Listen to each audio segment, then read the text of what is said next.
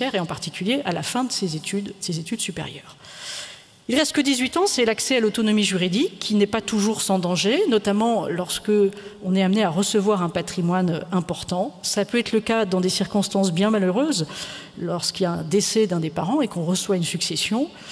Il existe alors quelques outils pour accompagner la transmission d'un patrimoine à un jeune majeur, pour le protéger d'une mauvaise gestion, puisqu'il faut avoir en tête qu'au départ, l'âge de la majorité a été pensé sur ce terrain patrimonial, pour protéger le patrimoine familial de la dilapidation que pourrait opérer un jeune héritier.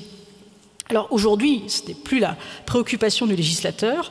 Néanmoins, il y a quelques outils qui existent. Je pense au mandat à effet posthume que tout un chacun peut réaliser pour désigner à l'avance, dans l'hypothèse de son décès, qui va accompagner l'héritier, notamment le jeune héritier, dans la gestion de ce patrimoine. Alors voilà un bref tour d'horizon, quelques mots très rapides parce que je parle beaucoup trop longtemps. Quelles sont les questions qu'on va se poser finalement? Première question, est-ce qu'il faut revenir sur l'âge de la majorité? Sincèrement, je ne le pense pas. L'idée ne semble guère soutenue, peut-être par quelques auteurs. Là, elle doit répondre à un besoin et donc il faut se poser la question de savoir si sur tel ou tel sujet, il faut donner plus d'autonomie aux mineurs. Mais changer l'âge de la majorité, c'est s'exposer à un effet domino qui peut être très difficile à mesurer. Donc c'est une solution certainement beaucoup trop radicale pour régler telle ou telle difficulté. On ne tue pas une mouche avec un bazooka, avais-je expliqué dans le cadre d'un entretien dans les DNA. Alors, faut-il améliorer l'avant? Faut-il repenser le statut du mineur? Oui, sans doute. Et il y a plusieurs voies à explorer qui seront discutées. D'abord, peut-être créer de nouveaux droits pour les mineurs. Le droit de vote, c'est un sujet qui peut se poser et qui, effectivement, a donné lieu déjà à des discussions devant nos parlementaires. Et puis, au-delà de la création de tel ou tel nouveau droit, est-ce qu'on ne pourrait pas donner plus de cohérence dans l'accès du mineur vers la majorité? On voit que le cap de 16 ans est un cap important. Pourquoi pas ne donner plus de lisibilité au statut du mineur en créant, ce que proposent certains, une pré-majorité à 16 ans, où on basculerait d'un système de représentation à un système plutôt d'assistance. Donc le mineur, à partir de 16 ans, pourrait exercer lui-même ses droits, parfois en totale autonomie, parfois simplement en informant ses parents qui pourraient s'opposer à telle ou telle décision. Et puis, peut-être faudrait-il aussi repenser l'émancipation. L'émancipation, c'est un instrument qui peut être très utile. Un mineur peut être émancipé et donc assimilé à un majeur, aujourd'hui, soit par son mariage, soit par décision du juge à partir de ses 16 ans. Mais ce qui est paradoxal, c'est que celui qui va saisir le juge pour demander l'émancipation, c'est le parent, ce n'est pas le mineur lui-même. Et donc, en repensant l'émancipation, on aurait peut-être un outil qui permettrait de faire du sur-mesure lorsqu'un jeune, à partir de 16 ans, a besoin d'une autonomie juridique, compte tenu de sa situation, eh bien, l'émancipation pourrait être la voie à explorer. Et puis, j'en terminerai par là. On pense à l'avant, mais peut-être qu'il faut aussi améliorer l'après. L'après, c'est penser à la situation du jeune majeur. L'accès à l'autonomie financière, on l'a vu, est bien plus tardive. Ce n'est pas à 18 ans qu'on devient autonome. Et cette pandémie que nous traversons a révélé au grand jour, à l'occasion des confinements, la très grande fragilité économique de beaucoup d'étudiants, sans autre ressource que ces petits boulots qu'ils ne pouvaient plus accomplir, ce qui a révélé une fragilité économique des jeunes majeurs. Une candidate à l'élection présidentielle a récemment utilisé une formule, elle vise la majorité sociale, donner la majorité sociale à 18 ans, c'est-à-dire permettre l'accès aux prestations sociales à 18 ans dans les mêmes conditions que d'autres majeurs, puisqu'aujourd'hui c'est l'âge de 25 ans qui est un cap pour les prestations sociales. Et puis la dernière piste, ce serait de penser à la gestion du patrimoine par des jeunes majeurs. Notre droit est peut-être mal outillé, mais ça c'est un sujet encore plus technique et qui n'est peut-être pas tout à fait un sujet qui intéresse la majorité de notre jeunesse. Voilà, je vous remercie.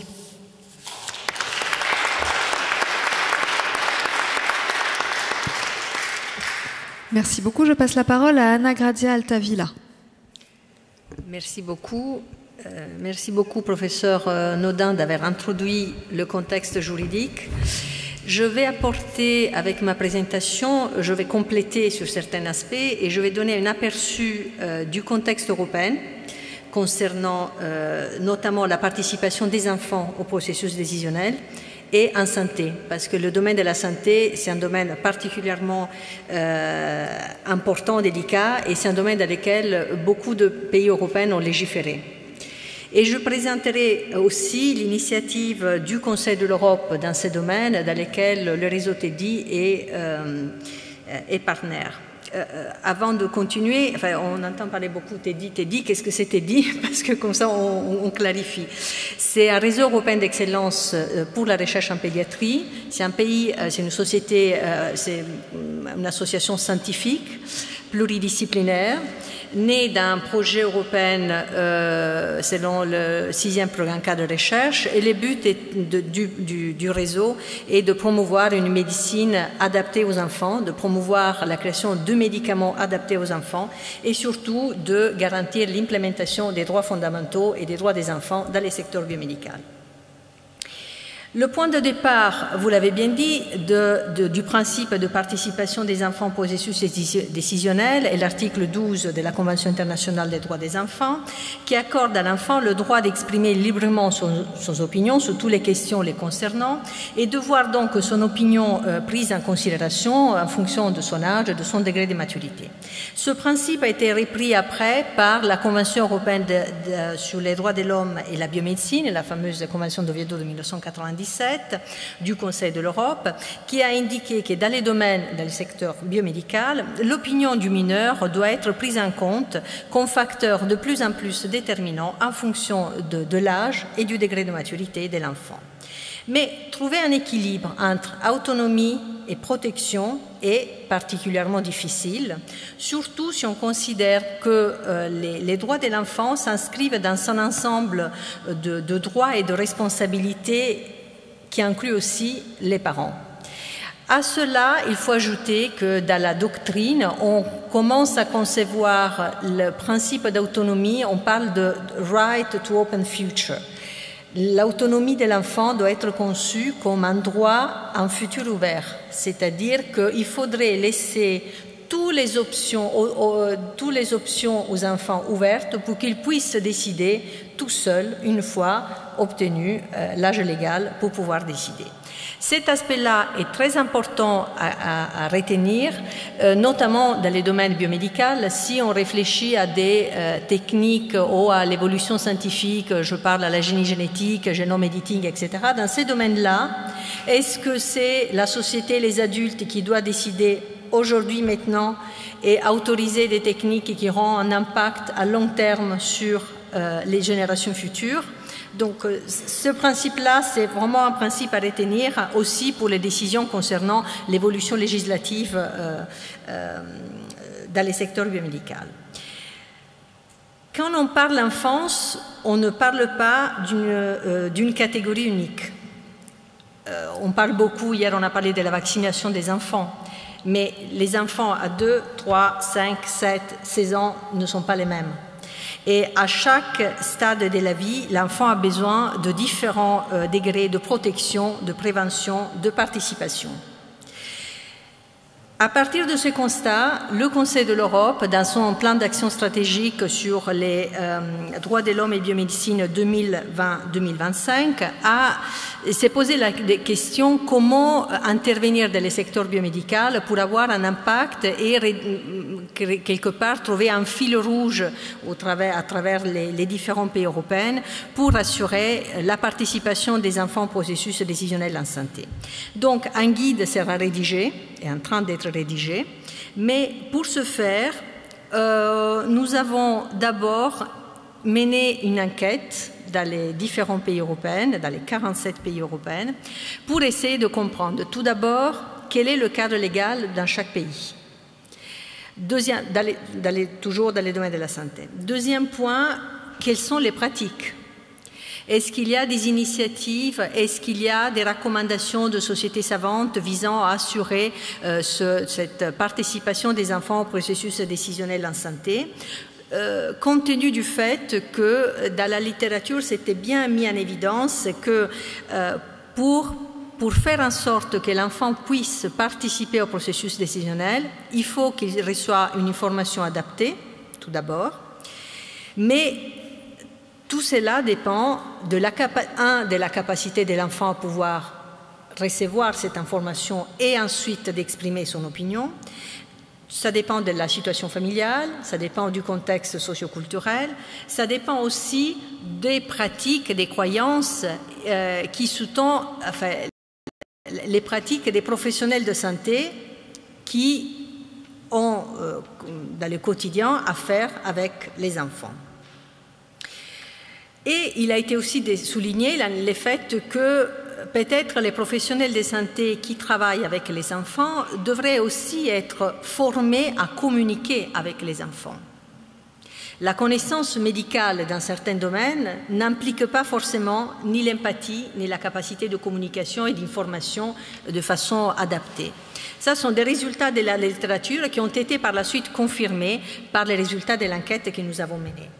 Donc, nous avons reçu, donc c'est PRTD qui a diffusé cette enquête auprès de sociétés savantes, auprès d'organisations de recherche, auprès de l'industrie pharmaceutique, auprès d'associations de patients et de familles, et nous avons reçu des réponses dans 36 pays.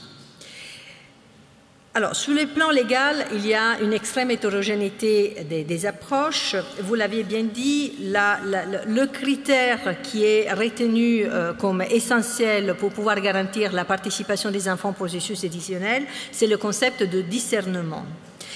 C'est-à-dire à la fois la capacité à recevoir l'information, mais aussi la capacité à exprimer sa propre opinion.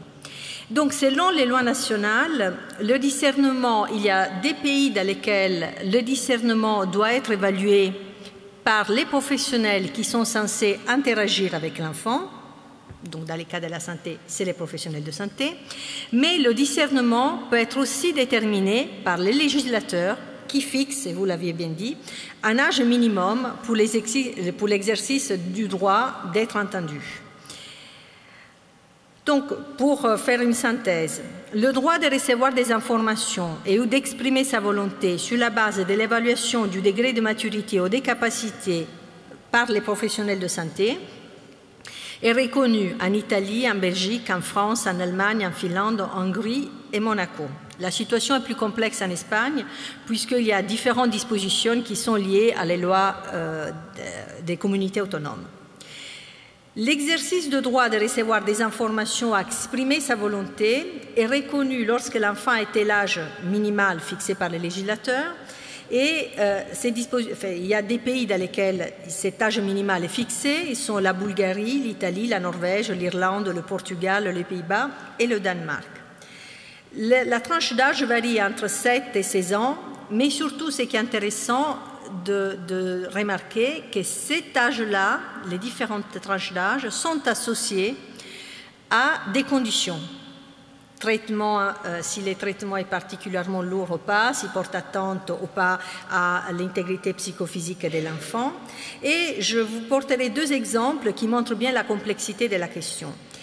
Par exemple, en Norvège, l'enfant est capable de se forger sa propre opinion, a le droit de recevoir des informations et donner son avis à partir de 7 ans. Mais c'est à partir de 12 ans que l'enfant a le droit de refuser l'information, d'informer ses parents sur sa propre santé. Et c'est à partir de 16 ans que l'enfant peut donner son consentement, sauf dispositions spéciales établies dans la loi nationale. Donc, en fait, on voit bien que des tranches d'âge ont été fixées, mais sont complètement différentes. À partir de 7, il peut être informé. À partir de 12, a le droit de refuser à recevoir l'information. Et c'est à partir de 16 qu'il pourra décider tout seul. En Ukraine, en revanche, la tranche d'âge, enfin, l'âge limite est de 14. Mais ce qui est intéressant de remarquer, qu'à 14 ans, les enfants peuvent consentir, et doivent mieux consentir à un acte médical, mais n'ont pas le droit à recevoir l'information qu'à partir de 18. C'est une dissonance normative. Puisque comment fournir un consentement éclairé si on n'a pas reçu une information claire, loyale, appropriée? Donc à 14, je peux fournir mon consentement, mais sans avoir été informé au préalable. Donc, mais ces 2 exemples montrent bien la complexité du contexte. Et après, on a 14 ans pour l'Autriche, 12 ans pour l'Italie. Mais en fait, à chaque tranche d'âge, après, toute une série de conditions qui sont prévues. Mais on a aussi demandé aux participants de nous fournir des informations sur des initiatives bonnes pratiques existantes dans leur pays. Et donc, la première question qui a été soulevée par les participants, et je répète, de 36 pays européens, et sont des professionnels essentiellement qui travaillent avec les enfants dans le domaine de la santé. Donc, la première question qui a été soulevée, c'était la nécessité d'assurer une majeure éducation des enfants et des familles dans les secteurs biomédicaux. Et il a été aussi souligné la nécessité de former davantage les professionnels de santé à communiquer avec les jeunes et les familles. En revanche, il a été aussi souligné que tout ça, c'est dans un monde idéal, mais que la réalité fait que les contraintes de temps, de budget, du système hospitalier dans différents pays font que, effectivement, ces démarches-là sont compliquées à mettre en place. Mais n'empêche, si on veut obtenir des bonnes pratiques, il faudrait bien réfléchir au monde idéal qu'on voudrait avoir. Il a été aussi souligné, les domaines dans lesquels la plupart des initiatives ont été entreprises jusqu'à là, ils concernent essentiellement les domaines des maladies rares, les domaines de l'oncologie et les domaines des maladies chroniques. C'est un aspect qui est très important à prendre en considération parce que ce sont des maladies, par exemple les maladies chroniques, dans lesquelles l'enfant commence tout jeune avec une maladie et avec laquelle il vivra toute sa vie. Et donc, peut-être dans ces domaines-là, qui sont particulières, à la fois les professionnels de santé, à la fois les associations de malades, ont commencé une démarche de réappropriation et de réappropriation quelque part de leur droit à de participation au processus décisionnel. Un autre aspect important a été souligné, la notion de empowerment, qui en français je traduirais comme autonomisation, mais ce n'est pas exactement ça. Donc, les participants ont souligné la nécessité de absolument augmenter la connaissance et la capacité à être autonome des jeunes en matière de santé, ce qui passe évidemment par l'éducation et par l'information. Parce que même les professionnels de santé se sont rendus compte que des enfants qui connaissent davantage, des enfants avec des maladies rares ou des maladies chroniques, qui connaissent davantage la maladie, comment un essai clinique, par exemple, est mené, il sera plus à même d'adhérer à la démarche. On réduira les craintes des enfants et le fait d'être plus écouté fera qu'il se sentira un participant actif de la démarche au processus décisionnel. Ce qui est intéressant aussi dans l'initiative, on a été signalé la création en Europe de différents groupes, ce qu'on appelle le JPAG, Young Advisory Person Advisory Group, sont des groupes d'enfants qui ont été constitués dans différents pays, qui sont des enfants des groupes entre 12 et 17, 18, mais il y a aussi des enfants de jusqu'à 21 ans qui sont impliqués, parce qu'en fait, ils ont l'expérience, donc ils peuvent faire part les autres membres de l'expérience qu'ils ont vécue. Ils organisent, en fait, constituent des groupes dans lesquels des cours de formation sont organisés, de sensibilisation sur les thématiques de la santé. Et ils révisent, par exemple, des protocoles de recherche, ils donnent des avis sur des formulations. Et c'est une expérience donc à exploiter. C'est né dans les domaines de la recherche clinique, mais sont des groupes qui ont tendance désormais à réfléchir et à discuter sur d'autres thématiques que vraiment la recherche clinique, mais à travailler dans les secteurs biomédicaux. Et les groupes de jeunes qui ont été constitués sous l'égide de TEDI, notamment, ils ont développé toute une série d'activités, de formation, d'information sur les enjeux éthiques et juridiques du secteur biomédical. Un autre exemple qui a été virtueux, qui a été signalé dans l'enquête qui a été menée, c'est ce qu'on appelle les spécialistes de vie d'enfants. Ils existent en Allemagne, en Espagne, au Royaume-Uni et aux États-Unis et sont des experts un développement de l'enfant qui sont censés défendre les droits des enfants dans les domaines des soins de santé et qui interviennent pour que la voix des enfants soit entendue et que leurs besoins soient pris en compte. Donc, ce sont des professionnels qui sont formés pour interagir avec les enfants, qui sont essentiellement basés dans des hôpitaux. Et donc, en fait, les participants à l'enquête, ils nous ont dit ça pourrait être un exemple à retenir dans votre guide. Et après, on a demandé de nous fournir des exemples d'initiatives, par exemple, dans les domaines de la Covid. Qu'est-ce qui s'est passé dans d'autres pays pour favoriser la participation des enfants au processus décisionnel en santé? Et donc, on voit, par exemple, en Belgique, il y a un site Internet qui était ouvert, avec écrit, en fait, par des professionnels habitués à interagir avec les enfants, où toutes les informations scientifiques concernant la Covid et les éventuels impacts sur la santé des mineurs ont été intégrés. Et il y a un autre exemple en Norvège, une plateforme interactive avec un soutien aux enfants. Il est rédigé de façon très conviviale. Et ce qui est intéressant aussi, c'est qu'on peut accéder en cliquant « Quel est votre état d'âme ?»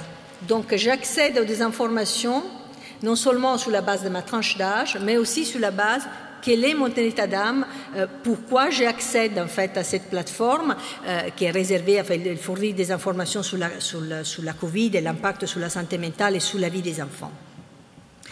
Donc, à travers ces exemples, le Conseil de l'Europe veut rédiger un guide de bonnes pratiques, travail qui est en cours. On a constitué un groupe de travail avec les représentants du comité de bioéthique du Conseil de l'Europe et du comité des droits des enfants. Donc, le travail est en cours.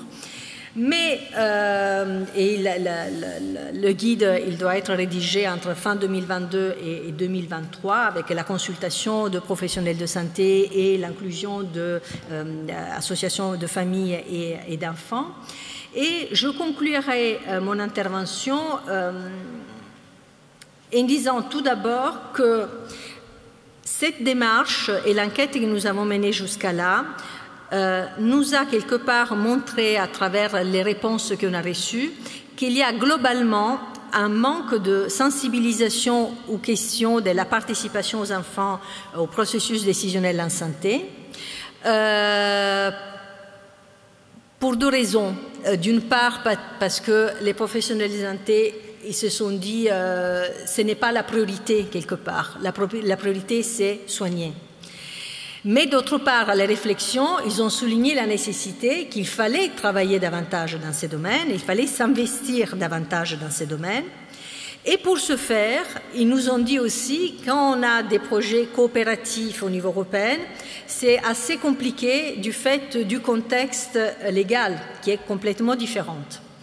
C'est pour ça qu'on s'est dit, le guide, ça pourrait être une occasion de créer une espèce de fil rouge de valeurs et de pratiques communes qui pourront servir de base aux professionnels de santé dans les différents pays européens.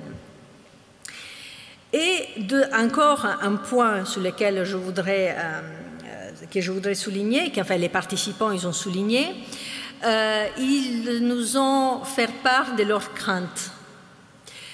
C'est-à-dire, oui, investissons dans l'information des enfants, dans la formation des enfants, dans la formation des professionnels de santé, de mettre en place un cercle vertueux d'initiatives visant à garantir la participation au processus décisionnel. Mais faisons attention, et surtout en utilisant l'approche pluridisciplinaire, ils ont beaucoup insisté sur cet aspect-là, mais faisons attention à ce qu'on appelle le phénomène du tokenisme, c'est-à-dire on fait semblant, on fait un effort symbolique pour intégrer l'enfant sans que rien n'y change. Et je pense que cette dernière considération vaut pour le domaine de la santé, mais je pense vaut pour tous les domaines. Donc je vous laisserai sur cet aspect-là et après on pourra revenir à travers les questions. Tout à fait, merci beaucoup.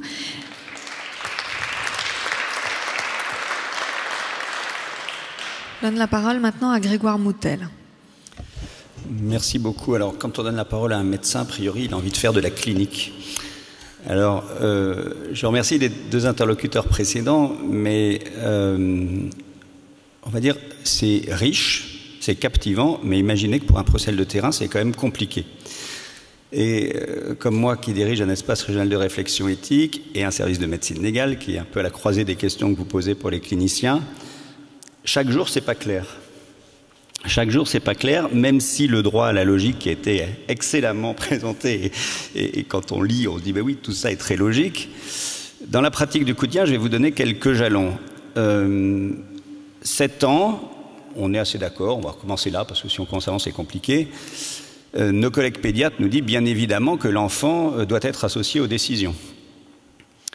Et puis la complexité va venir de l'interaction parentale que vous avez un peu mise en jeu, puisque quand tout va bien, donc on ne va pas faire de réflexion éthique ni de complexité quand tout va bien.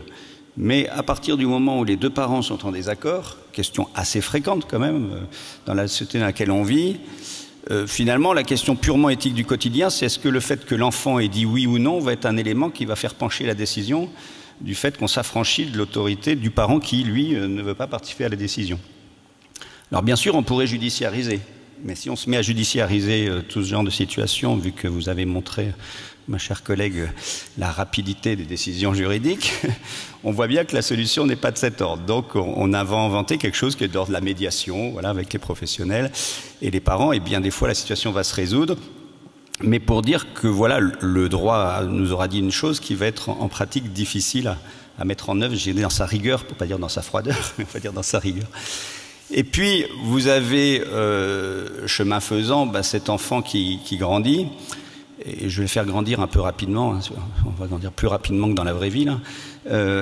Quand on arrive à 13 ans, dans ce fameux seuil que vous avez évoqué, où on a le sentiment que l'enfant, effectivement, serait à même de participer à certaines décisions, on se demande pourquoi on ne va pas plus loin, par exemple, en matière de don d'organes. En matière de don d'organes, quand vous regardez la loi de bioéthique, et c'est assez logique, finalement, l'enfant peut s'opposer sur le registre des refus à partir de l'âge de 13 ans.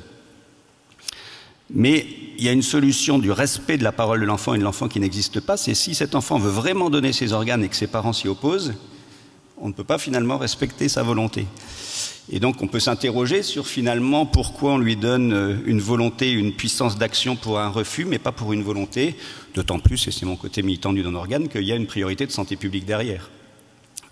Donc voilà, on va commencer à avancer comme ça, et puis effectivement, dans le rapport au corps et à la sexualité, qui est malheureusement un domaine où la médecine légale est fort impliquée, on nous a posé, voilà, c'est la barre de 15 ans, dont on voit qu'au niveau européen, on pourrait en débattre.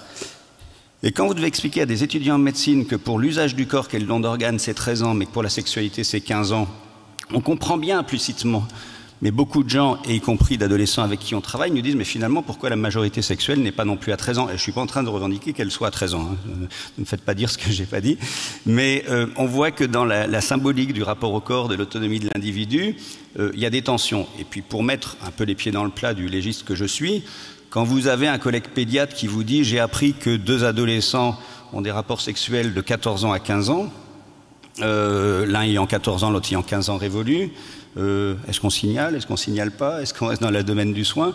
Et comment gère-t-on des parents qui, alors que ça se passe bien entre ces 2 adolescents, eux veulent judiciariser une pratique dans laquelle on pourrait dire que la médecine pourrait se charger d'un accompagnement, d'une éducation, de la prévention et tout. Donc on est sous tension. Voilà, ce que je vous passer comme message, c'est que la médecine est énormément sous tension avec ces questions-là. Et puis après, bon, ça c'est pour que chacun aussi ait des repères, c'est pas moins des enjeux éthiques, mais vous rappelez qu'effectivement, il y a cette problématique de la protection de l'enfant vulnérable et que notre devoir est de signaler finalement à la société, aux autorités de justice, toute situation de maltraitance, d'agression sexuelle. Mais là aussi, ne croyez pas que dans les pratiques, les choses sont aussi simples, parce que la parole parentale, c'est quelque chose de pas simple. La protection parentale, c'est aussi aujourd'hui la protection du silence, des maltraitances intrafamiliales, des violences intrafamiliales. Donc cette autorité parentale qu'on a présentée tout à l'heure comme bienveillante, il ne faut pas oublier de temps en temps qu'elle ne l'est pas. Et que donc nous sommes en vive tension à devoir opérer des signalements contre cette fameuse autorité parentale qui se veut bienveillante. Et que quand je dis tension, c'est pas vif, hein, c'est pas anodin, c'est vif. C'est-à-dire, je ne suis pas en train de dire qu'on a peur dans les hôpitaux, mais quand même, voilà, il y a une forme de courage d'être, d'attitude collective à avoir qui fait que, objectivement, les professionnels ne sont pas à l'aise et donc, finalement, dans beaucoup de situations, ne mettent pas en œuvre le signalement. Je vais me faire quelques ennemis en disant ça, mais je fais partie de ceux qui pensent qu'on ne met pas suffisamment en œuvre le signalement, mais peut-être parce que notre société, vous voyez, n'a pas aussi pensé les dispositifs d'accompagnement des corps professionnels dans ces mises en œuvre-là. Donc ça nous fait tanguer. Et puis on va arriver aux 18 ans, je ne serai pas trop long, hein, mais pour vous montrer ces petites zones de tension, à 18 ans, il y a un problème majeur sur l'émancipation à l'autonomie aux soins. C'est-à-dire que la transition, par exemple, d'une maladie chronique, jusqu'à 18 ans, l'enfant est dépendant de ses parents, d'un professionnel de santé. Je rajouterais que de temps en temps, ça passe d'un pédiatre à un autre spécialiste. Et que donc, on pourrait imaginer, quand vous parliez des phénomènes d'accompagnement, des phénomènes de transition de la majorité sanitaire qui soient quand même plus souples, qui soient plus anticipés, parce que quand vous lâchez un jeune à 18 ans, soi-disant en autonomie complète, alors qu'il n'y aurait pas été préparé dans les 2-3 ans qui viennent. Donc voilà, la progressivité mériterait d'être pensée, mais je crois que c'était le sens de vos propos tout à l'heure, de ne pas faire quelque chose de rigide, et c'est des éléments importants. Et dans ce passage de la majorité, il y a aussi un élément qui nous intrigue beaucoup, c'est la problématique des jeunes enfants devenant adultes qui sont dans ces situations d'incapacité psychique, où finalement jusqu'à l'âge de 18 ans, il y a les parents qui sont là ou des proches qui coachent. À l'âge de 18 ans, on pourrait se dire qu'est-ce qu'on fait, et on va passer vers des choses finalement assez violentes, hein, qui est le fait que la justice va devoir mettre en œuvre des mesures de protection judiciaire. Et là aussi, on pourrait imaginer des choses un peu plus. Alors des exemples, j'en ai plein encore, donc j'en citerai deux petits qu'on n'a pas évoqués. Que fait-on des familles recomposées de l'autorité de celui qui est le beau-père ou la belle-mère, qui sont des vrais sujets du quotidien, parce que quand vous avez en charge les petits chéris à la maison le week-end, bien sûr, il y en a un qui se casse le bras, qui a l'appendicite et tout ça, et donc c'est le beau-père ou la belle-mère qui arrive à l'hôpital, pour lequel, à ce jour, objectivement, il y a zéro droit à représentativité de cet enfant, et je pense que là aussi, dans le domaine de la santé, il faudrait qu'on mette ça au travail. Je ne sais pas ce que ça dit au niveau européen, ce serait intéressant de savoir si ce sujet-là a été pensé. Et puis, petite note voilà, d'autonomie, mais aussi d'incongruité d'une loi, parce que j'aime bien discuter avec mes collègues juristes. Cette fameuse loi du 4 mars 2002 nous dit qu'on peut tous désigner une personne de confiance. On peut tous désigner une personne de confiance parce qu'on estime qu'on doit être accompagné par cette personne dans les démarches de soins. Cette personne, d'ailleurs, ne veut pas consentir à votre place, hein, soyons très clairs, c'est une personne qui va participer à votre parcours de soins, qui va témoigner de vos volontés. Et il y a une évolution intéressante dans le traitement qu'on oublie de dire et qui me semble intéressante dans cette notion que entre un ado et des parents, c'est pas toujours simple. Un jeune adulte, enfin un jeune enfant, un jeune adulte, je sais pas, un adolescent, on va dire, a le droit de demander à ce que ses parents soient tenus dans le secret, hein, de sa prise en charge médicale, et qu'il soit accompagné par un autre majeur de son choix. Donc on essaye, vous voyez, de trouver des tentatives à l'autonomisation. À titre personnel, je pense qu'on n'est pas encore complètement arrivé à maturité, mais pour voilà qu'on tâtonne, et qu'en tout cas, ces tâtonnements dans les services hospitaliers, c'est le seul témoignage que je voulais faire, sont quotidiens, assez chronophages, et malgré tout le respect que j'ai pour mes collègues de droit, parce que j'adore le droit, de par ma discipline, eh bien, le droit nous donne les jalons, mais ne nous donne pas tous les éléments de réponse du quotidien, mais c'est le charme de la réflexion éthique interdisciplinaire. Merci beaucoup.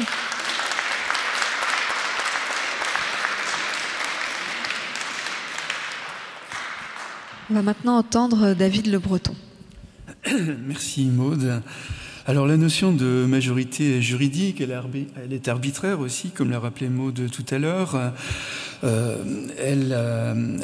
Évidemment, elle est nécessaire au plan social, puisque, comme Estelle l'a rappelé, ça évite d'innombrables débats infinis. Mais en même temps, quand on a écouté Grégoire, on s'est rendu compte que ça ne résolvait pas vraiment tous les problèmes et on pataugeait toujours autant. Et évidemment, c'est une notion de tous ces innombrables seuils sont plutôt dans l'ordre du vécu, dans l'ordre du sentiment, alors qu'il faut, là, ils sont confrontés à un état civil, à des questions de droit, etc. Si la majorité signe la fin administrative, en quelque sorte, de l'adolescence, en fait, elle ne rompt en rien, le plus souvent, le sentiment de soi. Et moi, derrière ma barbe quasiment blanche, sans être un personnage de Dino Buzzati ou de Borges, j'ai l'impression d'être toujours un adolescent qui n'a jamais réussi à grandir et à s'insérer vraiment à l'intérieur du lien social des adultes. Un adolescent sidéré d'être invité à cette table, sidéré de voir ses livres publiés ou de voir des étudiants venir au cours. Voilà.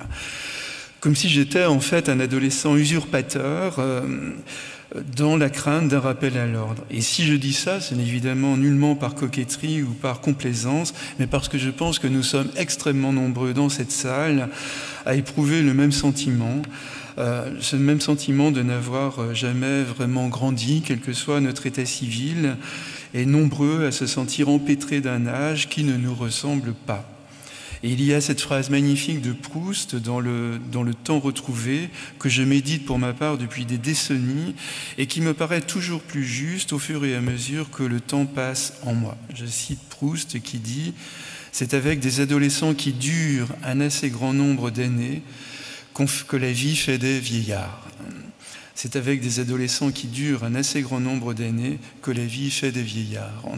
Fin de citation de Proust. Et vous vous rappelez que dans Le bal des têtes, à la fin du temps retrouvé, Proust se fait appeler vieil ami, vieux parisien, vieux monsieur, alors qu'intérieurement, lui, il a toujours le sentiment de sa jeunesse. Et d'ailleurs, il ne reconnaît nullement tous ses amis autour de lui, dont il a l'impression qu'ils sont tous déguisés par leur âge, en quelque sorte. Et c'est Albert Cohen qui dit aussi de manière magnifique « Les vieillards, ces jeunes gens d'autrefois. » Ces jeunes gens d'autrefois. Beaucoup d'hommes ou de femmes qui vieillissent restent les enfants qu'ils furent, avec le même étonnement devant le monde, un monde trop grand pour eux. Mais il y a cette confrontation au regard des autres, et donc au sien propre, puisqu'il n'y a pas de soi sans l'autre. Et là, je citerai Paul Auster dans ses Chroniques d'hiver, qui a cette phrase aussi qui est terrible pour chacun de nous. « Tu crois que ça ne t'arrivera jamais, que ça ne peut pas t'arriver, que tu es la seule personne au monde à qui aucune de ces choses n'arrivera jamais, et pourtant, l'une après l'autre, elles se mettent toutes à t'arriver exactement comme à tout le monde. » Alors donc, même si l'âge est une croyance en quelque sorte, il y a toujours un moment où cette croyance nous tombe dessus, même si on n'a pas 18 ans. Comme la médecine, alors, le droit est un ensemble de prescriptions généralistes qui ne s'appliquent qu'à des cas particuliers. D'où la difficulté de trancher en matière de singularité. Pour la médecine, c'est l'art de la clinique qui permet de réintroduire cette singularité. Pour le droit, il n'y a rien, hormis les tribunaux, quand les principes sont rompus et qu'un jugement s'impose au nom de la société. Mais, et Maud l'a rappelé tout à l'heure, l'existence est un long passage qu'il est un peu abstrait de catégoriser en classe d'âge, car aucun sujet n'est identique à un autre, et nous ne cessons, les uns et les autres, de changer selon les circonstances. Nous sommes, comme je cite très souvent cette magnifique phrase de Rilke, nous sommes tous quelque part dans l'inachevé, même si une part demeure en nous relativement stable. Et nos sociétés sont d'ailleurs ambivalentes et hésitantes à fournir des repères précis. Et on a vu, en écoutant Maud, en écoutant Estelle, en écoutant Grégoire, combien finalement d'innombrables seuils se succèdent sans que nos sociétés, et puis les législations européennes aussi qui sont très différentes, comme l'a rappelé Maria Grazia. Donc on ne sait plus du tout sur quel pied danser, d'une certaine manière, même si chaque nation évidemment a sa législation propre. On voit, donc on a rappelé tout un tas de seuils, la fin de l'obligation scolaire, je ne sais plus si on l'a évoqué, à 16 ans, l'âge du travail à 16 ans aussi, bon, l'accès aux prestations sociales, le RSA à 25 ans, en effet, qui pourrait être rabaissé, mais bon. L'âge du mariage, bon.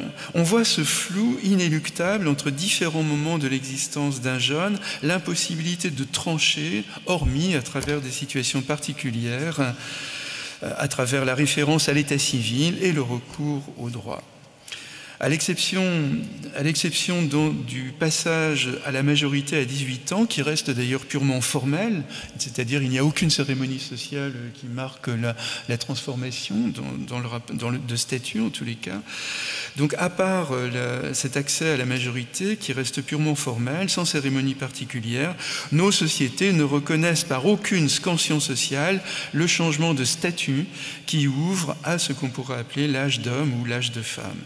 Aucun rite unanime ne rassure et ne jalonne le chemin de ceux qui traversent ce passage rempli de turbulences. Par leur banalisation aujourd'hui, les diplômes scolaires, à commencer par le bac, ont perdu toute valeur symbolique. Les rites religieux sont abandonnés ou vécus dans l'indifférence. Le service militaire en France a été supprimé en 1996. Les relations amoureuses se succèdent, parfois très précocement. Le travail est devenu souvent assez rare, en tous les cas provisoire, souvent mal rémunéré. On peut dire que dans nos sociétés, aucun événement socialement marquant ne donne aux jeunes le sentiment de prendre congé de son adolescence et de devenir désormais un homme ou une femme, à l'exception peut-être du permis de conduire, comme je l'ai pas découvert, mais comme je l'ai vu dans une enquête récente que j'ai coordonnée autour des jeunes sur la route, des jeunes au volant pour Vinci Autoroute, ou dans les interviews que nous avons menées, quasiment presque tous les jeunes, en tous les cas, disaient leur jubilation d'avoir enfin leur permis de conduire. C'est le seul moment qui se traduisait par des fêtes. Ils faisaient la tournée de leurs copains pour leur dire « je l'ai, j'ai enfin mon permis », etc. Ils passaient voir leurs parents, leurs grands-parents, etc. J'ai eu l'impression que c'est finalement le seul moment fort dans nos sociétés occidentales où il y a le sentiment d'un changement de statut, l'accès à une autonomisation, une mise à distance des parents, une possibilité aussi d'emmener les copains ou les copines à différents endroits, etc. Mais mis à part le permis de conduire, donc 18 ans, j'ai l'impression que les autres, et puis qui se traduit donc par une autorisation sociale de conduire une voiture ou une moto, le reste les autres majorités restent extrêmement abstraites. Alors évidemment, dans nos sociétés d'individus, des sociétés donc du moi personnellement je, et plus du tout des sociétés du nous autres, où là le droit pouvait être relativement consensuel. Mais dans une société du moi personnellement je, on comprend finalement que nos sociétés soient contraintes de laisser l'initiative à chaque acteur en le livrant au soin de se différencier lui-même et de forger la trame de son existence. Les références sociales et culturelles se multiplient aujourd'hui, se concurrencent, se relativisent les unes les autres, induisant aussi dans ce long passage vers l'âge d'homme ou de femme, induisant donc un brouillage, une confusion. Il n'y a plus aujourd'hui donc de fondement assuré et consensuel de l'existence. Une société d'individus aboutit à l'individualisation du sens et donc à la nécessité de s'instituer d'abord par soi-même, en rendant de plus en plus difficile le sentiment d'avoir franchi le gué de l'adolescence. Recherche donc de limites de sens et de la sensation d'exister aussi, qui est tellement saillante aujourd'hui dans l'univers de la jeunesse ou de l'adolescence, se sentir vivant, se sentir réel dans l'affrontement aux autres, parfois les plus proches que sont les parents, qui paraissent souvent à cet âge-là comme des repoussoirs adultes, ceux pour rien au monde à qui on voudrait ressembler. Mais justement, cette absence de limite de sens de nos sociétés amène aussi à cette multiplication des conduites à risque, enfin, cette volonté de s'affronter physiquement, violemment au monde pour savoir qui on est, où on commence, où on finit, qui suis-je finalement, puisque les repères de sens s'échappent. Alors en me cognant contre le monde, j'arrive à savoir enfin qui je suis. Alors, comment se sentir une vraie personne ? Je cite d'ailleurs une toute jeune femme qui s'appelait Norma Jean Mortensen, c'était Marilyn Monroe. Dans son journal d'enfance, elle disait comment pourrais-je un jour me sentir une vraie personne ? Voilà une question majeure aussi du monde d'aujourd'hui. Lent processus donc d'acheminement à soi qui implique pour certains jeunes plus de difficultés que pour d'autres qui sont d'emblée dans l'évidence d'exister. On l'a vu dans tous ces débats, la jeunesse est multiple, elle se décline en conditions sociales, culturelles, en genre, même à la limite en région, etc.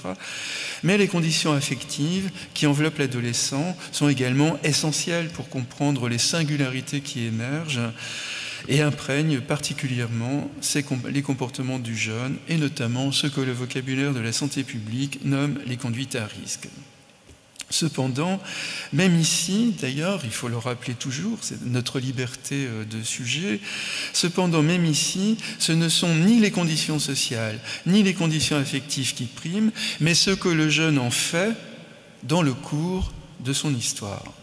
Cette liberté de se construire, même si elle satisfait une majorité de jeunes qui avancent au sens statistique du coup, cette liberté pour se construire, même si elle satisfait une majorité qui avance à son rythme dans une existence où ils se reconnaissent, impose à d'autres des épreuves personnelles pour accéder à quelque chose de soi.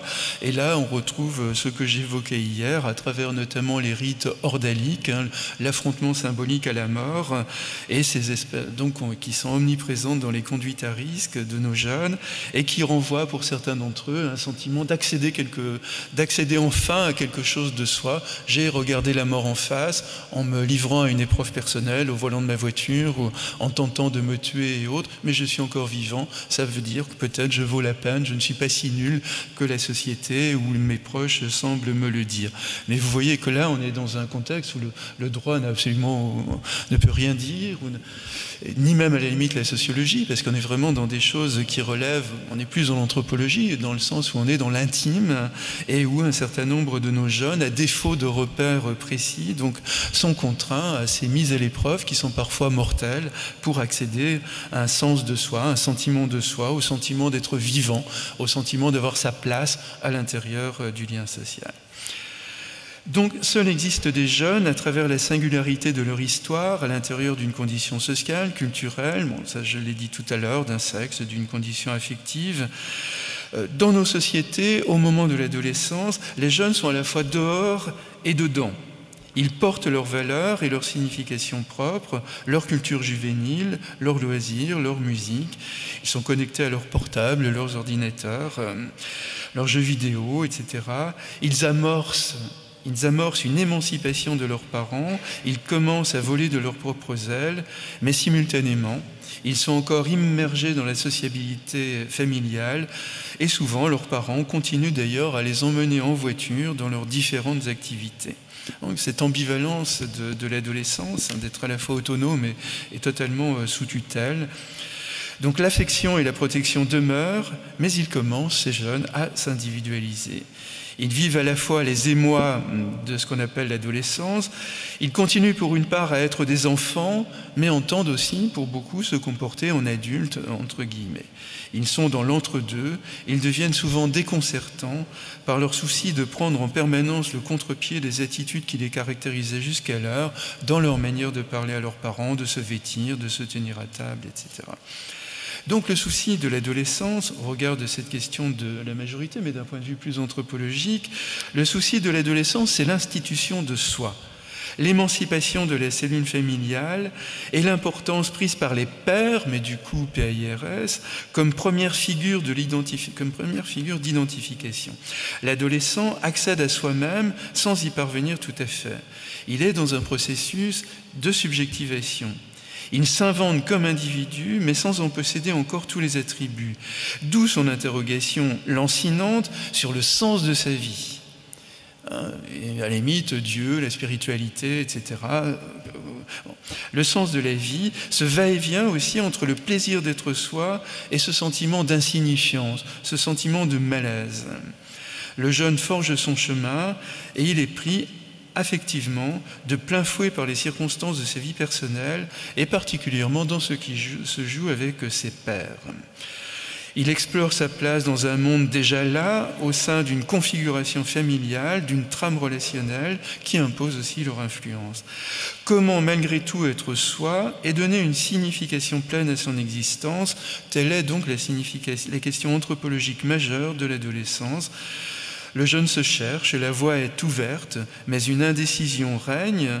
D'innombrables possibles s'étendent devant ses yeux, donc cette liberté infinie que procure l'individualisation du lien social, à la différence sans doute des adolescents des années 50, 60, 70, qui pouvaient avoir le sentiment qu'un chemin relativement tracé s'ouvrait devant eux. Aujourd'hui, c'est un immense horizon de possibles qui est là. Le jeune donc acquiert le droit de voter, de conduire, de se marier, d'autres encore, mais en même temps, il continue à se trouver dans une relation de dépendance matérielle à ses parents, surtout dans le monde d'aujourd'hui d'ailleurs, et parfois même aussi de dépendance affective à ses parents. Donc il n'est plus tout à fait un enfant, sans être encore un homme ou une femme. Et donc l'adolescence est ce temps progressif de la construction des assises, d'un sentiment d'identité un peu plus élaboré. Mais cette période est parfois si étendue dans le temps qu'il est difficile de parler de période intermédiaire, car elle implique simultanément des références culturelles propres et une sociabilité spécifique. On peut dire en ce sens que l'adolescence est un temps plein de l'existence. Sans doute disons-nous trop que ce n'est qu'un passage, etc. L'adolescence est vraiment aujourd'hui, en tous les cas, un temps plein de l'existence et non un simple sas entre deux périodes de la vie. Et puis, pour prolonger le débat, mais je m'arrêterai là, mais il faudrait évidemment évoquer la fragmentation infinie aujourd'hui de cette notion d'adolescence avec les préados, donc par exemple des filles de 14-15 ans qui sont enceintes, et puis d'un autre côté, à l'autre pôle, des tanguis qui à 30 ans refusent absolument de voler de leurs propres ailes. Alors, peut-on s'interroger sur la désuétude de la notion d'adolescence aujourd'hui? Un certain nombre le pensent, comme Marcel Gauchet par exemple. Je me demande aussi, souvent je m'interroge sur la valeur épistémologique de cette idée d'adolescence qui est tellement aujourd'hui contradictoire. Voilà, je vous remercie.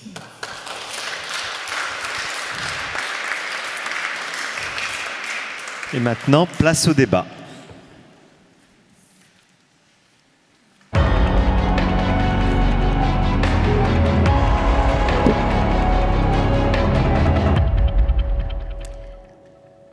Une question pour les scientifiques, le scientifique de la table, mais qui pourra peut-être aussi être posée à Aurélien Benoualid, qui est neurologue. Mais je commencerai quand même par la poser à Grégoire, parce que je pense qu'en tant que en médecine légale, ça doit se poser régulièrement. En tant qu'avocate Thémis, qui est une association qui protège les enfants, j'ai eu à connaître d'une problématique qui est celle des mineurs étrangers. Les mineurs étrangers, ce sont des mineurs qui sont protégés en France. On pourrait souhaiter que ça le soit plus, mais en tout cas, ils sont protégés. Et se pose la question de savoir s'ils sont véritablement mineurs. Parce qu'on se pose parfois la question de savoir s'ils veulent bénéficier d'un système en se faisant passer pour mineurs alors qu'ils ne le sont pas, et on n'a aucun moyen de le savoir.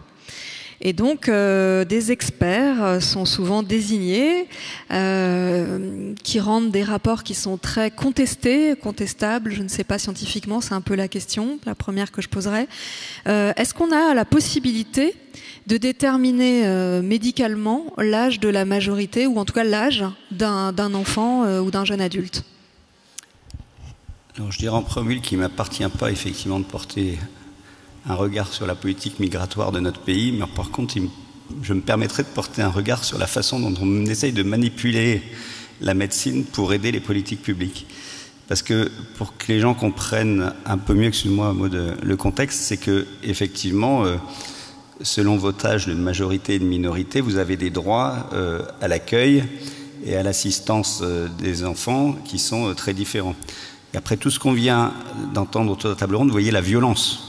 C'est-à-dire que finalement, selon qu'on vous détermine dans la case A ou dans la case B, vous partez dans un charter où vous êtes éventuellement accueilli avec une dignité qui mériterait d'être encore améliorée d'ailleurs.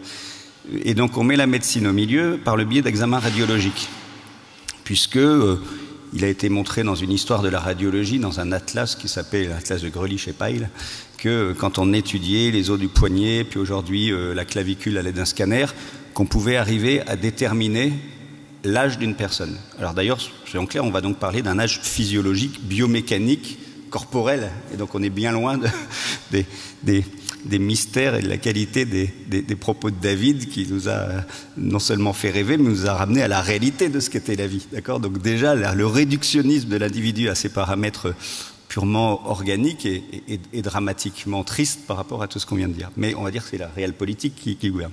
Mais le deuxième volet, c'est que ces techniques, effectivement, sont pas fiables. D'abord sur des données menées sur des ethnies ou des catégories de population qui ne sont pas nourries, élevées de la même façon qu'aujourd'hui, et puis avec des aléas de la science, quoi. Toute science a une zone d'incertitude. Je vous rappelle que dans la courbe de Gauss, il y a 95% des gens qui sont dans la courbe, il y a toujours 5 qui sont en dehors, 2,5 de chaque côté, et qui pourtant, dans une réflexion sur le normal et le pathologique, devraient ou pourraient être aussi inclus dans la norme, hein.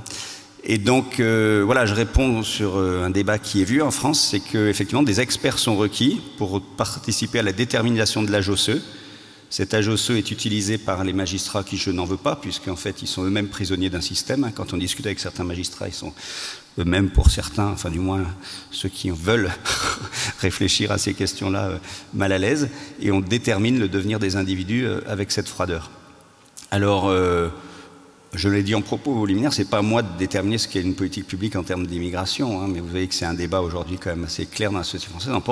En revanche, je pense que la médecine devrait être assez claire et, à titre personnel, refuser d'apporter son soutien, non pas parce qu'il ne faut pas réguler la question migratoire, mais parce que les outils ne sont pas fiables et ne correspondent pas à la réalité du vécu des individus. Et malheureusement, ce qu'on voit, c'est que certains médecins se prêtent, même avec des techniques autres. Moi, j'ai vu des rapports d'expertise avec un comptage du nombre de poils pubiens. Donc il se passe des choses effectivement aussi dans l'autre sens, c'est-à-dire que la science parfois est utilisée à mauvais escient avec des techniques qui sont tout à fait contestables. Estelle Naudin. Je ne suis pas responsable de l'humanité médicale de tous. J'allais pas dire ça quand même. Oui, simplement une précision, c'est que si on reprend nos textes de l'article 388 du Code civil, en cas de doute sur la minorité de l'intéressé, il ne peut être procédé à une évaluation de son âge à partir d'un examen du développement pubertaire des caractères sexuels primaires et secondaires.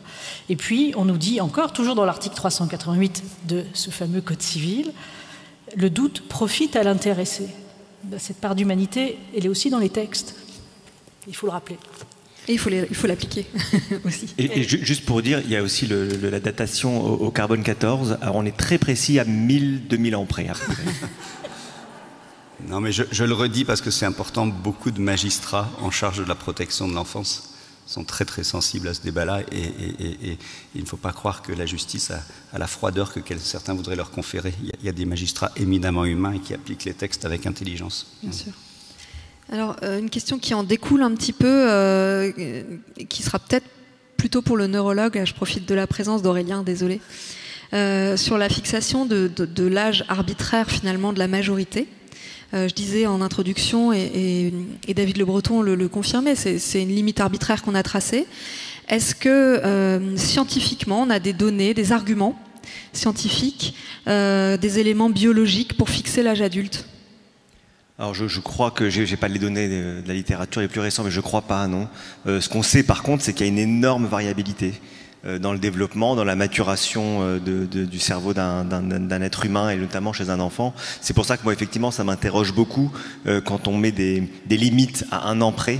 Je me dis toujours que à un an près on peut vraiment faire de grandes catastrophes sur le plan pénal, civil, mais même au-delà de ça, j'aurais voulu demander à Héloïse si elle se sentait impliquée, par exemple, dans les prochaines élections présidentielles, et est-ce qu'elle aurait eu envie de donner son avis, parce qu'elle est quand même en plein dans même plus que nous à certains égards, de la vie et de l'avenir qu'on lui dessine, et c'est vrai qu'aussi bien à mon fils de 13 ans, je ne laisserai peut-être pas encore la possibilité tout à fait, mais à partir de 16 ans, et puis à quelques mois après, on se dit qu'on pourrait, je ne sais pas, est-ce que vous auriez envie de voter, est-ce que vous sentiriez de voter ?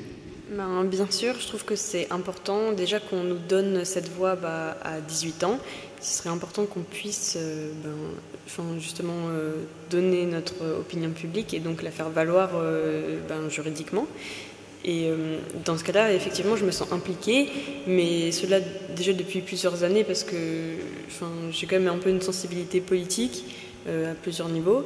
Mais ce qui m'a aussi beaucoup choquée quand je voulais discuter avec mes amis, mon entourage, surtout les jeunes de mon âge, il y en avait qui n'étaient pas du tout intéressés et qui se sentaient pas du tout concernés par la question politique. Et ça m'avait beaucoup choquée parce que c'est super important au sein de notre société. Merci. Et puis, juste pour terminer encore, moi, ça m'arrive de voir en consultation, notamment pour les personnes en situation irrégulière, de voir des enfants qui ont une maturité parce qu'ils ont été obligés de s'adapter à des circonstances invraisemblables et on les voit, eux, on a envie de leur donner 5 ans, 6 ans, 10 ans de plus quand on les voit. Et je pense qu'authentiquement, en termes de maturation, en termes de maturité du système nerveux, bien évidemment, ils ne font pas leur âge. Estelle Naudin ? Oui, alors je vais juste rebondir sur un des points qui a été soulevé tout à l'heure. Vous avez parlé de l'absence de cérémonie particulière lorsqu'on passe ce cap des 18 ans. Ça renvoie chacun à nos propres souvenirs. Moi, ce qui m'a marqué comme cérémonie particulière, c'est le jour où je suis allée voter. Là, j'ai eu vraiment la sensation d'être majeure parce que ma voix a été entendue et voilà, ce rite démocratique d'aller vers les urnes, pour moi, était le rite de passage vers la majorité. Alors c'est pour ça que cette question du droit de vote, elle est essentielle. Alors, vous allez voir que j'ai quand même beaucoup travaillé, puisque je viens avec des chiffres, sur la question du droit de vote. Je comprends que vos amis, finalement, ne se sentent pas très concernés à l'idée d'avoir un droit de vote avant 18 ans. Parce que si on regarde les taux d'abstention, sur les 18-24 ans, aux dernières élections régionales, il y a 17% seulement de participation. Municipale 2020, 30%. Je parle des 18-24 ans. Européenne 2019, 39%. Bon, déjà, on sent qu'il y a plus une fibre européenne que sur d'autres sujets. Et au présidentiel, on était à 71%, alors que le reste de la population est 77%.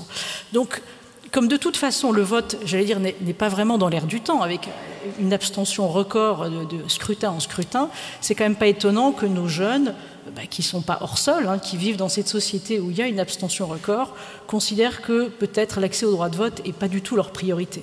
L'accès aux prestations sociales, pour nos jeunes étudiants, nous sommes tous les deux à l'université, nous le savons bien, est une priorité. Mais voter avant 18 ans, je n'ai pas le sentiment que ce soit la préoccupation des jeunes. Je suis de plus en plus loin de la jeunesse, donc vous allez bien sûr me corriger. Et surtout, j'ai l'impression que ça devient un marqueur politique. C'est facile de donner le droit de vote à 16 ans, ça ne coûte pas grand-chose. En revanche, se soucier de l'autonomie financière des jeunes majeurs, ça demande beaucoup plus d'investissement à tous les points de vue. Mais c'est simplement à quelques semaines près se retrouver, et c'est 5 ans plus tard l'élection d'après, donc c'est vrai quand on a 17 ans et presque 18, ne pas pouvoir voter et devoir attendre encore 5 ans pour exprimer sa voix, on se dit que là bien sûr la loi est la loi, c'est normal qu'il y ait des normes, peut-être qu'il pourrait y avoir une certaine porosité. C'est l'effet de seuil, lié précisément à la fixation d'un âge. Arbitraire. Parfois à un jour près, on est privé de la possibilité de s'exprimer. Et justement, pour rebondir sur ces rites initiatiques dont nous parlait David Le Breton, vous nous disiez, David, que finalement, on serait un peu privé dans nos sociétés de rites de passage. Est-ce que ces rites initiatiques, ils ne seraient pas de l'ordre finalement de la vie de famille, de la vie religieuse, qui parfois offrent pour le coup, quand même encore, des rites de passage. Je pense notamment dans la religion juive à la bar mitzvah, qui est une forme quand même, alors non pas de passage à l'âge adulte, parce que dans notre société c'est un petit peu jeune, 13 ans, mais ça reste quand même vraiment un rituel de passage, de passage dans une autre forme de responsabilisation de l'enfant. Est-ce que ça relève pas un petit peu de l'intimité de la vie privée de chacun, ou en tout cas de l'intrafamilial ? Oui, effectivement, ça relève de l'intimité finalement, mais ça traduit bien le fait que les rites de passage n'existent plus dans nos sociétés contemporaines. D'ailleurs, je ne crois pas qu'ils aient beaucoup existé dans nos sociétés, entre parenthèses.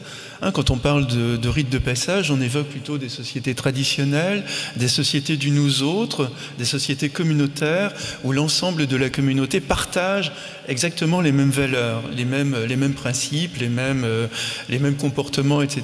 Et c'était de ces sociétés-là que Margaret Mead, par exemple, pouvait dire que la personne la plus âgée du groupe pouvait très bien éduquer l'enfant qui vient de naître, parce qu'il n'y aura aucun écart entre l'un et l'autre. Alors évidemment, dans des sociétés d'individus comme les nôtres, que j'évoquais tout à l'heure à travers le moi personnellement on comprend qu'on est dans une infinie fragmentation, et en plus avec cette hyper-individualisation qu'on est en train de connaître aujourd'hui, on comprend bien que cet accès à une signification forte qui fait finalement qu'il y a un avant ou un après dans son existence ne peut venir que de notre propre regard de sujet, des événements qu'on rencontre. Donc pour les uns, en effet, la bar mitzvah peut être un moment absolument essentiel. Pour d'autres, c'est plutôt une formalité qu'il faut accomplir. J'ai évoqué le permis de conduire. C'est vrai que on a interrogé 150 jeunes. Il y en a un certain nombre d'ailleurs qui disent le permis de conduire, je ne veux absolument pas, c'est trop ennuyeux, il y a trop de responsabilités. Il y a une majorité qui dit ça a été un moment extrêmement fort pour moi.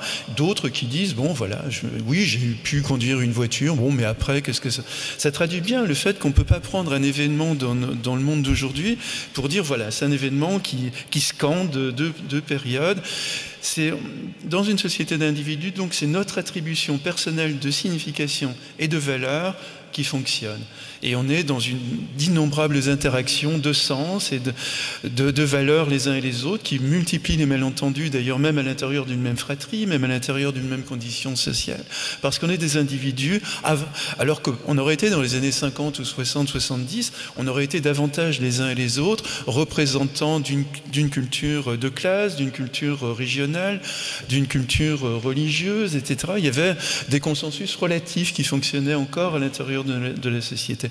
Mais en même temps, ce n'est pas du tout une critique que je suis en train de faire, puisque l'individualisation du lien social, c'est l'accroissement de la liberté. Nous avons une marge de manœuvre aujourd'hui qui est absolument inouïe, qui n'est pas comparable à celle qu'on pouvait avoir dans les années 60 ou 70. Et maintenant, on va laisser la place aux questions du public.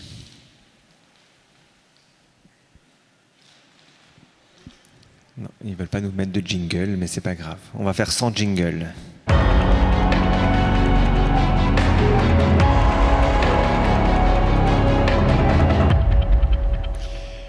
J'avais une question sur la majorité sexuelle. Très clairement, la sexualité est quelque chose de très important dans la vie des humains. Et s'il y a une chose qui est bien variable, c'est celle-là. Il y a des jeunes qui, à 13 ans, ont une totale maturité de ce point de vue, sont désirants et presque, j'allais dire, autonomes. Et il y en a d'autres qui, à 19-20 ans, ne le sont pas encore. Et cette évolution personnelle, j'allais dire biologique, qui est sûrement liée à une évolution cérébrale des individus, et on n'évolue pas tous à la même vitesse, a quand même donné lieu dans le droit français à ce qu'on a appelé la majorité sexuelle. Alors depuis qu'il y a eu une discussion sous les auspices de la ministre de l'Éducation homme-femme avec une proposition de loi qui a été refusée puis acceptée, personnellement je suis perdu faisant des interventions en milieu scolaire. J'ai souvent des jeunes qui me demandent « mais c'est quoi désormais la majorité sexuelle ?» Alors il me reste à leur dire que quand il y a une trop grande différence d'âge, par exemple entre une toute jeune et un vieux de 40 ou 50 ans, c'est assez facile de dire quelque chose, mais il y a des jeunes qui entre, j'allais dire 14 ans et 16 ans, ont une vraie vie amoureuse et sexuelle que personne ne trouve à redire, et pourtant on pourrait dire que ça ne va pas. Est-ce que c'est symétrique entre hommes et femmes? Est-ce qu'un garçon de 14-15 ans qui est sollicité par une femme de 18-19 ans, est-ce que ça va être le même tarif sur le plan du droit que dans le sens inverse? Je suis totalement perdu sur est-ce qu'il existe oui ou non une majorité sexuelle, et si oui, c'est quoi? Oui, on va le faire à deux voix. Alors, ce que l'on sait, c'est que lorsqu'on parle justement de l'accès à la sexualité, les relations entre adolescents ne sont pas véritablement pénalisées. Ce qui est en cause, c'est surtout les différences d'âge. Lorsqu'il y a 5 ans d'écart dans les relations entre amoureuses, c'est à partir de ce moment-là que va se poser la question de la sphère pénale. Après, les débats qu'il y a eu assez récemment sur ce qu'on appelle la majorité sexuelle, peut-être de manière plus drastique, dire à partir de quel âge on présume de manière irréfragable, donc en toutes circonstances, quelle que soit la personnalité des uns et des autres, à partir de quel âge on présume, ou en dessous de quel âge on présume qu'on n'a pas pu véritablement consentir. Alors il y a eu un débat. Le sentiment que j'ai, c'est que beaucoup se sont félicités de ne plus rentrer dans le débat quasiment insoluble de savoir est-ce qu'il y a eu un consentement libre ou pas à partir de tel ou tel âge pour l'acte sexuel. Alors maintenant, je ne suis pas pénaliste, alors je suis sûre que Maud a peut-être son approche d'avocat sur le sujet. La majorité sexuelle, bien souvent, on l'a fixée effectivement à 15 ans, c'est l'idée que l'on s'en fait tous. Il ne faut pas oublier non plus qu'en matière pénale, il y a toujours l'individualisation de la peine et qu'il n'y a pas une situation et automatiquement une sanction pénale qui s'appliquerait en toute hypothèse. Ça donne aussi des marges de manœuvre au juge pour adapter la sanction, si sanction il doit y avoir, à la situation qui lui est effectivement soumise. Grégoire, tu voulais la parole? Oui, enfin, en fait, je vais revenir à la réflexion clinique. Effectivement, quand on lit le débat et le nouveau texte de loi, on pourrait dans le grand public, comprendre qu'il ne doit plus y avoir de rapport sexuel avant 15 ans. Or, rien n'est tel, c'est-à-dire que c'est, et même soyons clairs, je ne prône pas le rapport sexuel précoce, parce que je pense que ça se prépare. Mais une fois qu'on a dit ça, c'est quand il y a suspicion de viol ou d'agression sexuelle que la sanction tombe et qu'on dit avant 15 ans, on ne va pas contester le consentement. Mais c'est parce qu'il y a cette suspicion quand même d'un acte quelque part délictuel. Voilà. Donc, de ce point de vue-là, ça peut s'entendre. Mais que le grand public n'entende donc pas, je le redis, qu'il ne peut pas y avoir de rapport sexuel avec un mineur de 15 ans quand tout se passe bien. Deuxième volet de cette médiation clinique, c'est que tout passe par un signalement et une alerte. Il y a dans notre société plein de rapports sexuels entre un mineur de 14 ans et demi, 15 ans, et puis un 17-18 ans. Et le signalement vient aussi du comportement et du regard des uns et des autres. Donc la société s'éduque aussi là-dessus. C'est-à-dire que le médecin qui viendrait à signaler tout rapport sexuel d'une jeune fille de 14 ans et demi avec un adolescent de 18 ans ou un jeune adulte de 19 ans, selon moi, ferait preuve d'un manque de discernement clinique majeur, quoi. Voilà. Mais il y en a. D'où le problème d'ailleurs ensuite pour les modalités d'enquête. Et là, effectivement, les magistrats en bout de course vont faire preuve de ce fameux discernement et intelligence d'interprétation. Et puis, on pourrait dire la même chose, je l'ai dit tout à l'heure, mezzo voce, de la part des parents. Beaucoup d'affaires qui nous arrivent dans les services, c'est les parents qui tolèrent mal que le petit chéri ou la petite chérie ait des rapports sexuels trop tôt et qui judiciarisent l'affaire. D'accord ? Donc voilà, moi je pense que c'est pas le texte qui est en cause. Le texte finalement, je pense qu'il était assez progressiste de dire quand il y a la suspicion d'agression, de violence à 15 ans, la question du consentement se pose pas. Moi personnellement je trouve que c'est pas mal. Après la question du délai des 5 ans, pareil, c'est une marge d'alerte, c'est-à-dire qu'on dit ben voilà, 15 ans plus 5, 20 ans, on commence à s'alerter. Si tout va très bien, mais s'il y a, on va dire l'idée, et c'est le dernier point que je voudrais ramener, de la vulnérabilité de la personne, il ne faut pas oublier qu'aujourd'hui les textes de loi nous permettent de faire preuve de signalement et d'alerte au titre de la vulnérabilité, de la fragilité, et d'ailleurs désormais quel que soit l'âge. Y compris, d'ailleurs ça ouvre tout un débat sur l'autonomie de la femme, mais les médecins sont en possibilité aujourd'hui de signaler aux autorités judiciaires toute agression sexuelle ou violence, même si la femme ne le souhaite pas, avec un codicile qui est difficile en interprétation clinique, qui est la notion de vulnérabilité. Voilà. Donc ça, il nous faudrait des heures pour en débattre, mais voilà où on en est à peu près. Alors, on pourrait tenir une table ronde entière, on l'avait déjà fait d'ailleurs sur le consentement. Un tout petit mot sur la question, il n'y a pas de majorité sexuelle en France parce que ça signifierait qu'on autorise à avoir des relations sexuelles à partir d'un certain âge. Ça n'est pas le cas dans aucun texte. En revanche, il y a des âges où on protège l'enfant et notamment où on aggrave l'infraction qui consiste à tenter, enfin à agresser sexuellement ou à violer un enfant. Voilà, donc on va passer encore la parole au public rapidement. 2 dernières questions qu'on va peut-être cumuler. Très rapidement, une remarque sur une idée reçue qu'on entend souvent par rapport à la question de l'autonomie des enfants, en particulier avec les conduites à risque, où on laisse un peu trop souvent croire qu'en fin de compte, le cerveau de ces adolescents, en fait, il n'est pas mature parce que, au niveau du lobe frontal, il y a toujours des remaniements dans la matière grise et dans la matière blanche qui feraient que il y a un problème de contrôle de l'inhibition d'un certain nombre de conduites un petit peu instinctives. Et que finalement, c'est pas la faute de l'enfant, c'est la faute de son cerveau. Voilà. Donc il faut vraiment remettre les neurones à l'heure sur cette question-là.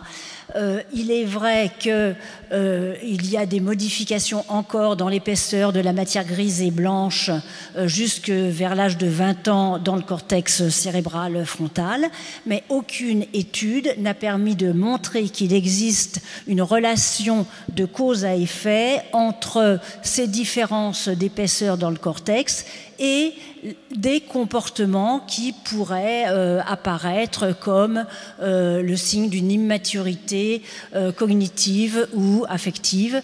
Enfin, vraiment, tout ça est un leurre total. Prendre une dernière question, peut-être ? Oui, ma question portait sur l'absence de rite de passage, sur le plan social notamment. Il y a eu, jusqu'il n'y a pas très longtemps, un rite social masculin de passage qui était le service militaire. Je crois qu'il y avait 2 périodes de vie, avant le service et après le service. Et après le service, on était devenu un adulte. Rite qui était éventuellement complété par le problème des conscrits. Bon. Ce rite a disparu. Est-ce que socialement, il serait souhaitable de le remplacer par un nouveau rite qui serait plus spécifiquement masculin, mais qui concernerait toute la population, mais qui serait un rite social et un service social. Un service civique pour tout le monde, où les gens se rencontreraient physiquement entre différentes régions, entre différentes classes sociales, etc. Merci. Est-ce que ceci serait de nature à apporter à la fois quelque chose pour l'identification de la personne en tant qu'adulte et pour également l'identification de la personne comme membre d'une société et non pas moi-je? Merci beaucoup. Je voudrais qu'on prenne encore une dernière question dans la foulée, si elle peut être très courte, ou les 2 dernières. Et comme ça, je donnerai la parole aux intervenants pour conclure sur ces dernières questions. Alors moi, c'est pas tellement de questions, c'est d'abord merci à tous vos témoignages. Moi, je suis d'abord maman d'une future majeure, donc qui ne votera pas non plus à quelques semaines près. C'est son grand désarroi d'ailleurs, mais bon.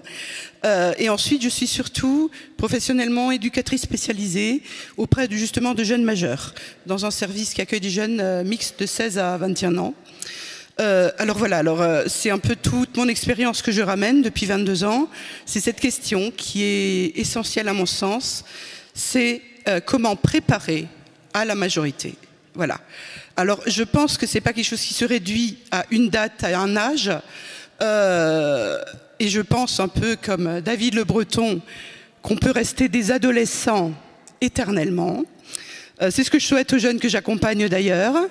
Et de ce côté-là, c'est vrai que c'est cette préparation avec des endroits où on peut discuter avec eux, où on peut les accompagner. D'abord la famille, bien évidemment, les parents et autres, les amis. Et moi, je vois bien ma fille qui essaye de persuader ses copains qui vont pouvoir voter d'aller voter, qu'ils votent ce qu'ils veulent. Voilà. Donc on a de gros débats pour ça à la maison. Donc c'est toute cette expérience professionnelle qui me fait dire il manque des choses, en tout cas chez nous, pour aider ces jeunes-là, qu'ils soient mineurs, donc 16 ans ou même avant, et même au-delà. Parce qu'effectivement, dans ma profession, j'ai aussi eu à travailler avec des personnes en situation de handicap. Donc il y a la question des majeurs protégés, par exemple. Il y a aussi cette je trouve plus mes mots là. Donc oui, il y a les majeurs protégés. On est vraiment à la fin de la table ronde. Excusez-moi, donc je vais finir. En tout cas, il y a toute cette question en mouvement, et je voudrais juste finir par ça. D'abord, merci Héloïse d'avoir porté la parole de tes copains, de tes copines. Ensuite, peut-être finir avec cette phrase qui est un peu mon adage. J'aime bien la dire, surtout à ma fille. On est vieux quand on a décidé de l'être. Voilà. Et la dernière question. C'est plutôt une observation. Merci pour ce beau panel de spécialités. Il y en a toutefois une qui manque, c'est le secteur éducatif, pas au niveau des universités.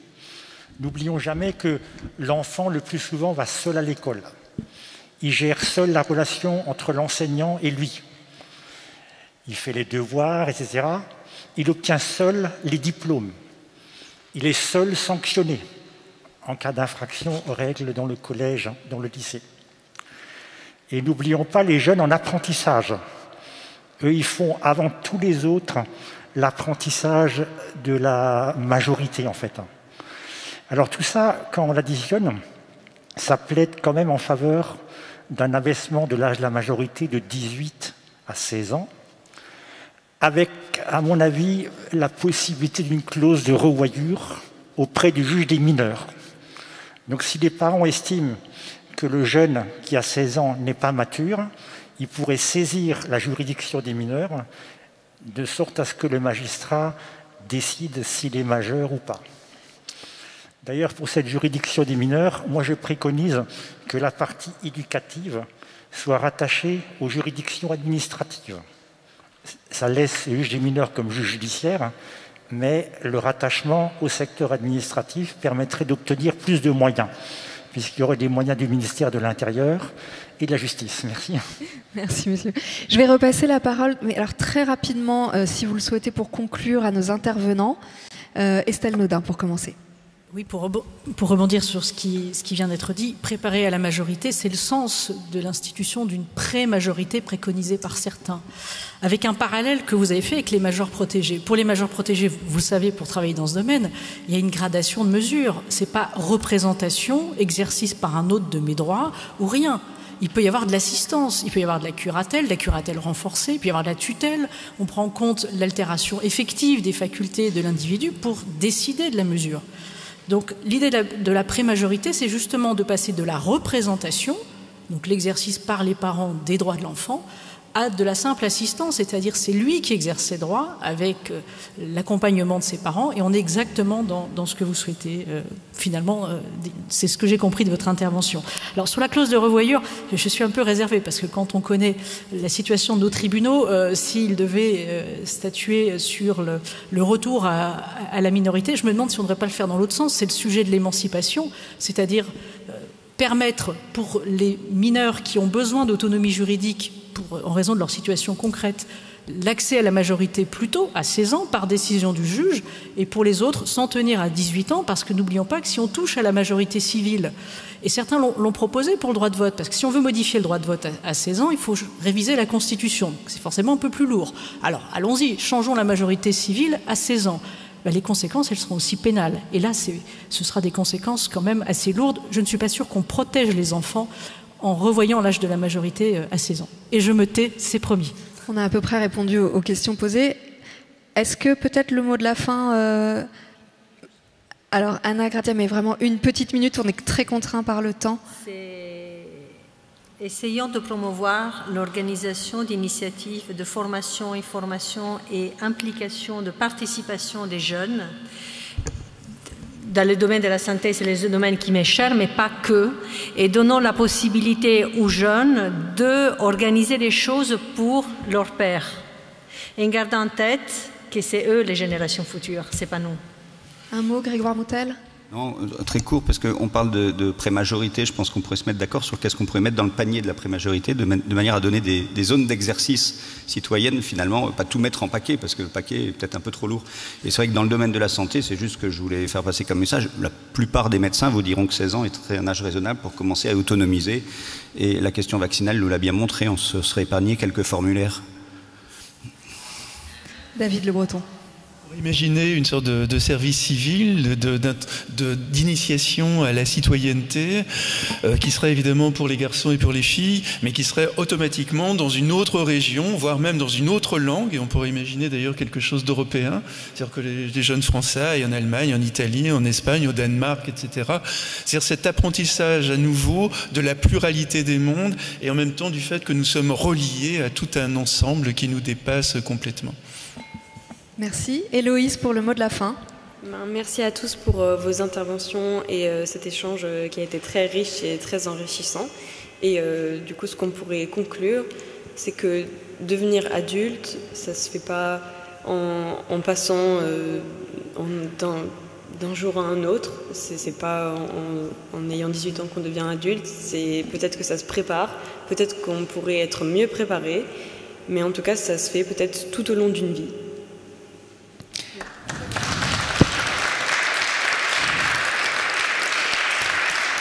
Merci à tous nos orateurs. Merci infiniment. On se retrouve dans quelques secondes pour la prochaine table ronde.